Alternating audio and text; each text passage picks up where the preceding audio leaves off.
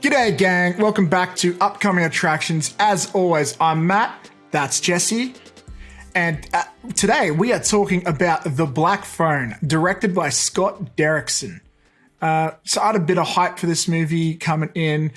Famously, Scott Derrickson stepped away from Doctor Strange and the Multiverse of Madness to direct this. So that had a little bit of hype, but also just had a really good trailer. I think a lot of us were pretty stoked on it.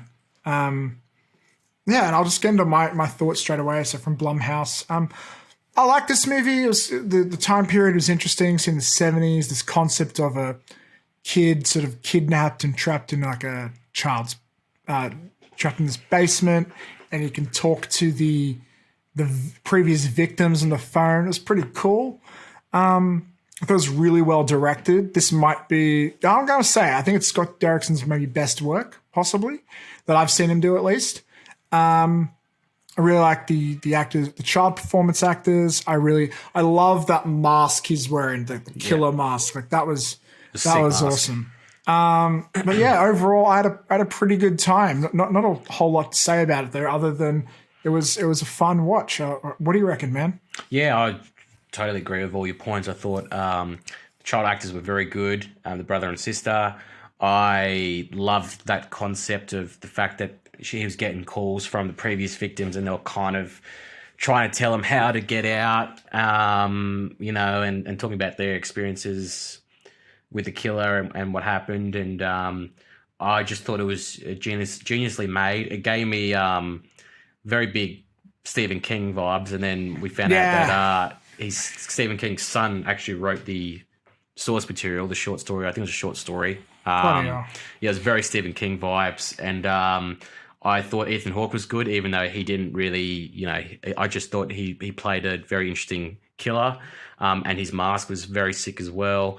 I remember, because we all saw it as a group in the cinemas, and I remember that scene where Ethan Hawke's sitting in the chair, shirtless, waiting for the kid. And I remember, Matt, your girlfriend was just turning to me just like, oh, yuck. And I was like, man, that's Ethan Hawke. He used to be a stud back in the day.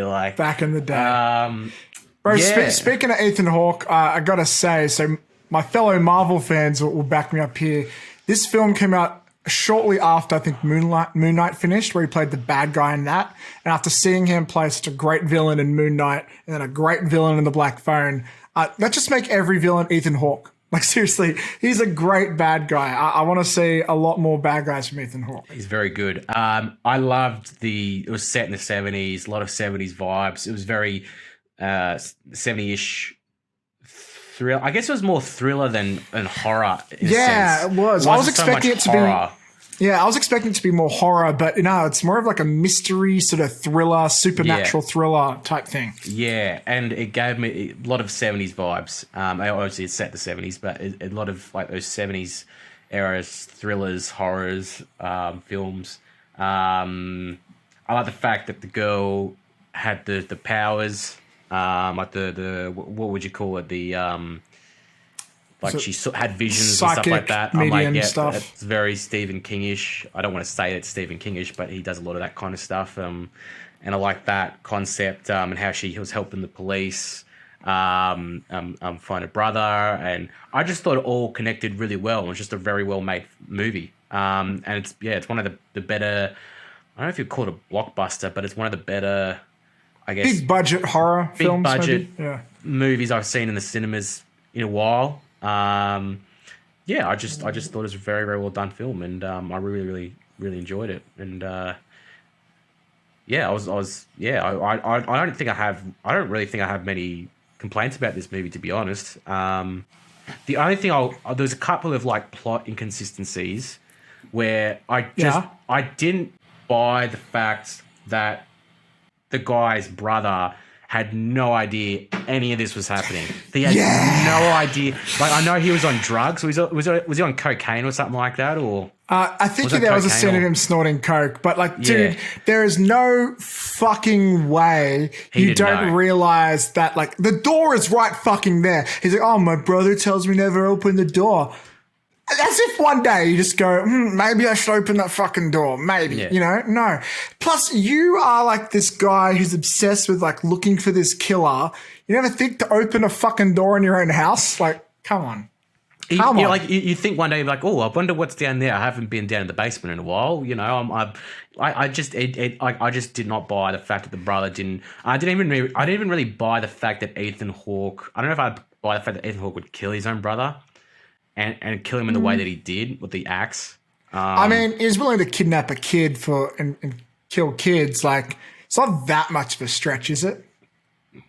I buy him kidnapping kids more than he kill his own. I don't know. I've got a brother. I would never hurt my brother. So oh well, you are you're just a nice, lovable guy, Jesse. Not everyone's as nice as you. But I will say, the brother, great performance. He was really funny. It was great. Yeah, I thought him and Ethan Hawke were great performance, but that was probably the main plot inconsistency. I'm like, I'm sorry, I just do not buy the fact that the brother just had no fucking clue about his brother taking kids. He's like goes downstairs like, oh, what are you doing here? Oh, like it's like it would have been maybe cool if like he turns out he was like in on it or something or whatever. But yeah, man, it was a bit nuts. And does the brother ever go downstairs and then see Ethan Hawke just sitting shirtless, you know, in the kitchen, just thinking, mate, what are you doing? Are you what's going on? Are you just having a late night sit? Just get your shirt off?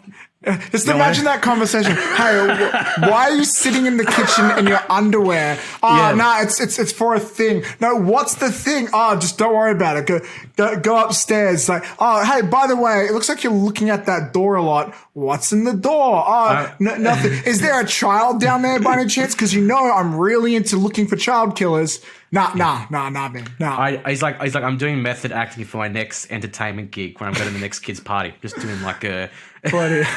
That would just be such a bizarre thing. You walk downstairs to find your brother / roommate completely naked in a mask, sitting in your fucking kitchen, just balls hanging out. It's like, dude, like the food is right next to you. Like, don't get your pubes on the fucking apples, okay? Yeah. I would have loved to. I would have loved to do. I know that they would never ever do this, but I'd love maybe like a prequel or just something to give more backstory. I know it wasn't necessary to have backstory about Ethan Hawke's killer because you know a bit, but you don't know a lot. Yeah, they just give you a little bit about him. I would have loved to have known a little bit more about him. I mean, I'm not saying that necessarily as a critique of the movie because it wasn't entirely necessary, but at the same time, I was so interested in Ethan Hawke's killer. I wanted to know a little bit more about him, like, you know, what I don't know, like, was he brought up with trauma? You know, like just a little bit more about him. I would have been interested in, but that's not, that's not so much as a critique of the movie because I thought the movie was very, very solid. So, I just found this on Wikipedia. I'll read this out to you. Potential sequel. In June 2022, Derrickson said that while Hill was protective of his story, the author had pitched him a wonderful idea for a sequel that he was open to directing if the first film was a success. In August, Derrickson and Hill confirmed that there were discussions at the studio to make a sequel. Derrickson referred to the financial success of The Black Phone as one of the catalysts for the development of the project. Hill said his inspiration to writing a sequel was based off the iconic imagery of the grabbers' masks. Jesse, would you be interested in seeing a sequel to The Black Phone? Yes, I would be, especially after how good the first movie was. Well, the movie was, Black Phone was. But I'm always very, very skeptical when you hear there's going to be a sequel to a horror film that was very well received, even though we felt like it was more of a thriller than a horror. Yeah. So I would, but I'd be skeptical. I gotta say, like, I have no idea where the hell you would take that story. Like, they said there's something about the origin of the masks or something, but like, is there going to be a new phone? Is it going to be a Motorola or an iPhone? Like, just a flip phone. Yeah. Oh, hey, bro, you died, did you? What do I do now? How do I get out of here? I don't know. Could be. Yeah, I guess we'll see if there is a Black Phone sequel. They just send like gifs Describe how you get out of the situation you're in.